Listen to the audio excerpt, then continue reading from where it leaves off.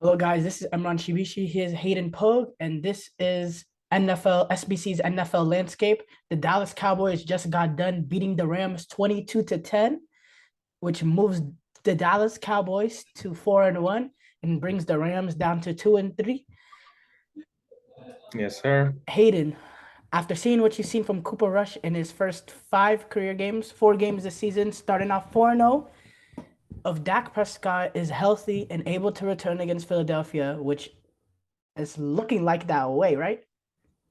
It's like it's a 50-50 shot, I think, right now. A They're 50-50 saying shot. he's gonna be a full participant in Wednesday's practice, and if he can grip the balls, he should be a go. Okay, pause. Like grip the Yeah. footballs, then he's a go.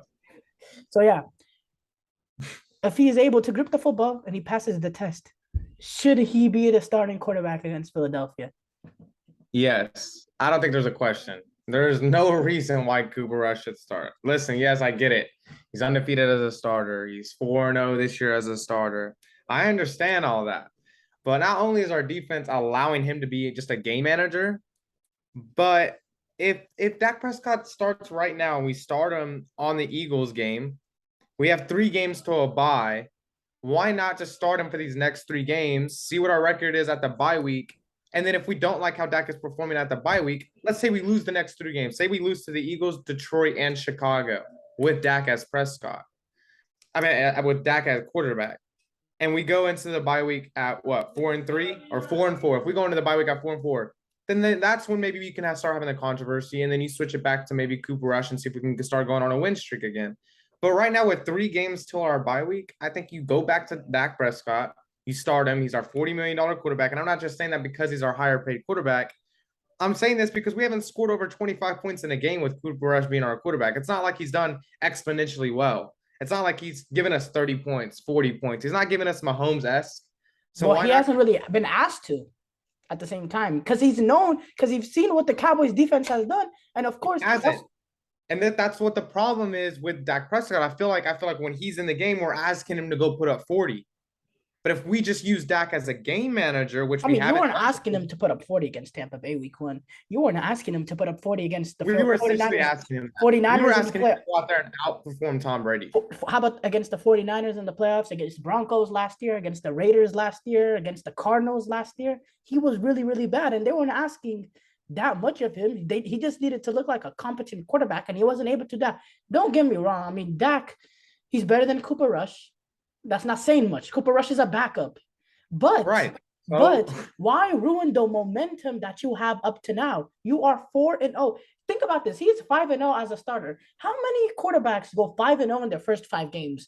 You don't not see to that me. out. You don't see that ever. You hardly never ever see that. Like, I don't understand why you ruin a moment. And look, if you bring back Dak in and Dak loses a game, or even maybe even loses two, that's when you start splitting up the locker room. That's when you start creating unneeded tension that does not need to be there. Now, Dak Prescott's getting paid 44, 45 million. You cannot bench someone making that much money.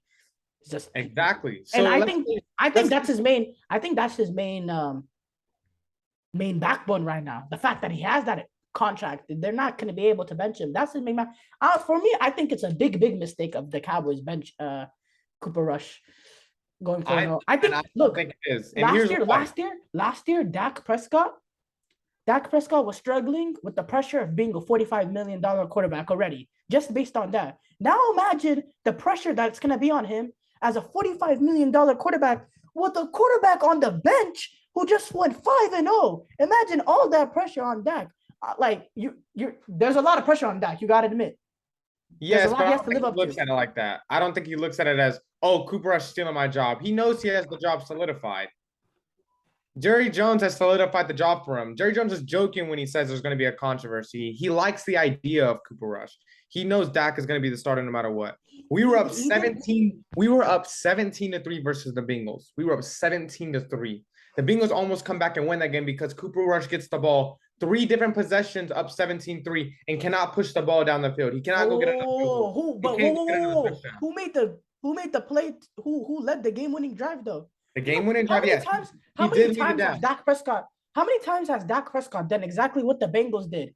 go up like 20, no, or do exactly what the Cowboys did. Go up 20-3, or go, no, in Dak Prescott's case, go down 20-3, go down a ridiculous amount. And he always seems to come back and always ends up falling short every single time. Have you noticed that? It goes Yes. back all the way to his rookie year against the Packers Yes. in the divisional round. It goes Yes. back to last year against the 49ers in the playoffs. It goes back to last year against the Raiders in overtime, against the who was it? Against Dak has also led a lot of game-winning drives. He's led his fair share of game-winning drives. How about against the New England Patriots? A high-scoring affair in overtime to CeeDee Lamb to end the game. That's a game-winning drive I can recall in the last year or so. So you're saying you bring Cooper Rush in immediately, or bring Dak in immediately. I think you bring him in right now if he's only if he's healthy though. We've Okay. already given him enough time. He should have came back last week. And with our schedule, if we after this Eagles game, this is our tough game. Then we versus Detroit and Chicago, so we really should be going into our bye week with a 6-3 or 6-2 record. We should lose to the Eagles according to the NFL because they're the best team in the NFL according to the NFL. And then we should win against Detroit and then get a win against Chicago and go into the bye week 6-2. Now, I don't see, yes, you could roll with Cooper Rush against these next three teams, but I think if you roll with Cooper Rush, one, we're not winning this next game if we roll with Cooper Rush.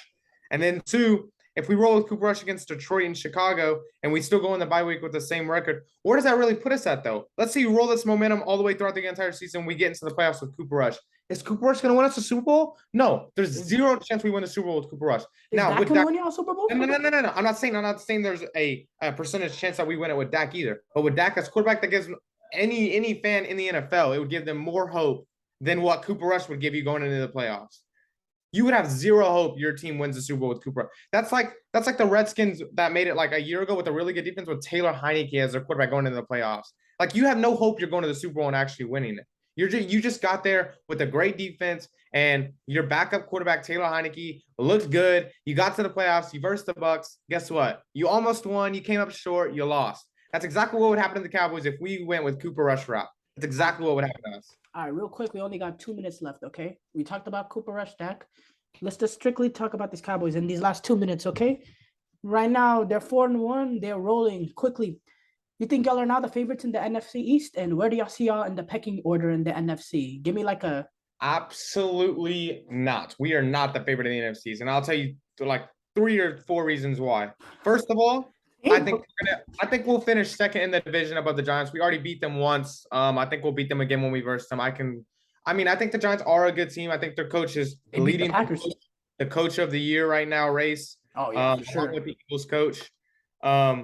Now, I think we'll finish above the Giants, and I think in the NFC pecking order, the reason we won't be above the Eagles is because the Eagles' schedule, if you haven't seen it, it's actually the easiest schedule I've ever seen. That's the hardest team they verse is like one team that made the playoffs last year or something like that. Like it's stupid.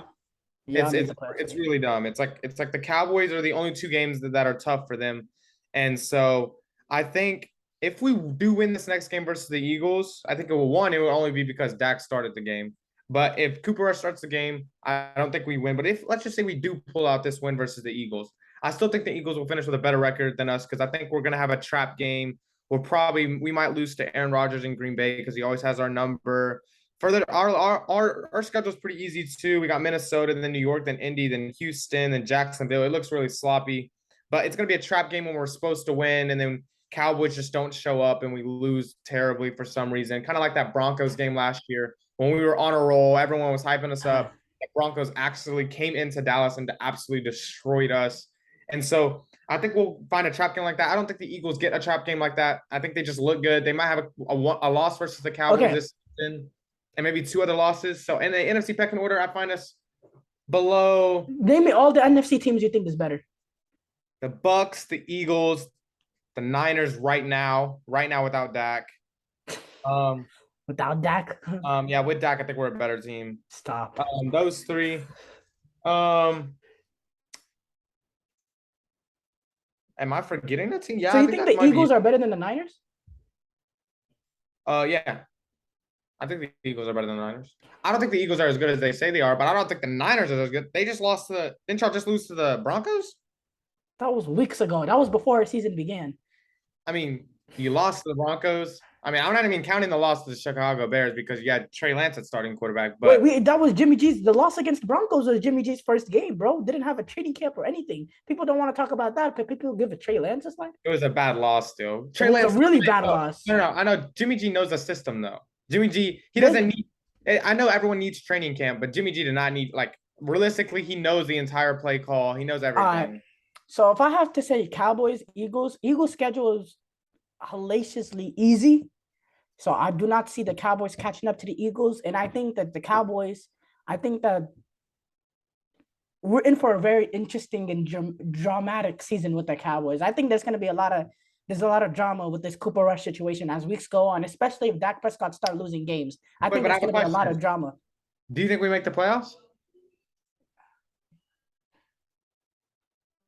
No. I would say now, yeah, probably. Okay. Like 7 seeds. I just wanted to ask. Yeah, 7-6 seed. But if I had to say NFC teams better than y'all as of right now, I'd say the 49ers, I'd say the Eagles, I'd say the Bucks.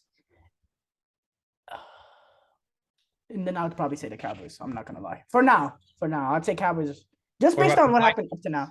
You don't think the Vikings or the Packers? No one in that division? I mean, we'll see. No one. I don't think anybody in that division is legit contenders to make the Super Bowl. We'll see how it all plays out. But I'm not gonna lie. I've never said this before, but I'm impressed about the Cowboys defense. I don't think they're to the level of the 49ers defense, but I definitely think they're probably the second best as of right now. I mean, they have about 20 points. I still think I might give the edge to the Buffalo Bills defense, but they're banged up. They're injured. They just held the Pittsburgh Steelers to 3 points. So, I mean, they still have a good defense. I mean, I could hold the Steelers to 3 points, bro. They suck.